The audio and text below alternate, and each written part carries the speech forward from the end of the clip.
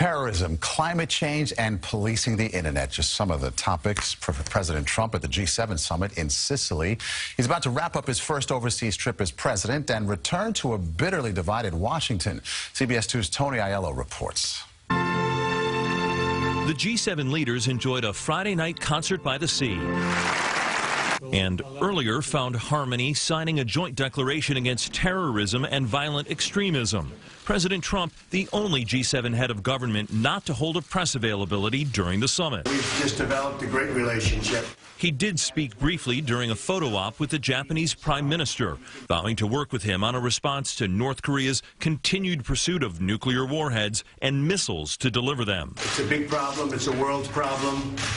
And it will be solved. At some point, it will be solved. You can bet on that.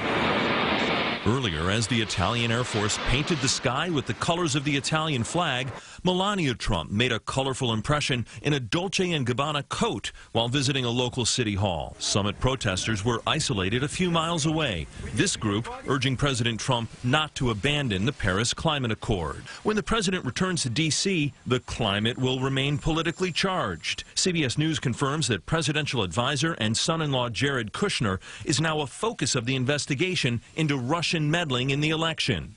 Investigators want to know more about a December meeting with the Russian ambassador, who then arranged for Kushner to meet with the head of a Russian-owned bank.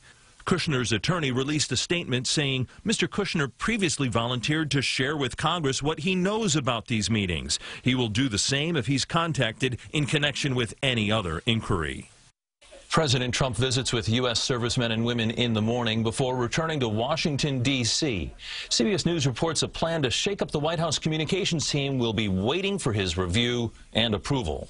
Live in the newsroom, Tony Aiello, CBS 2 News.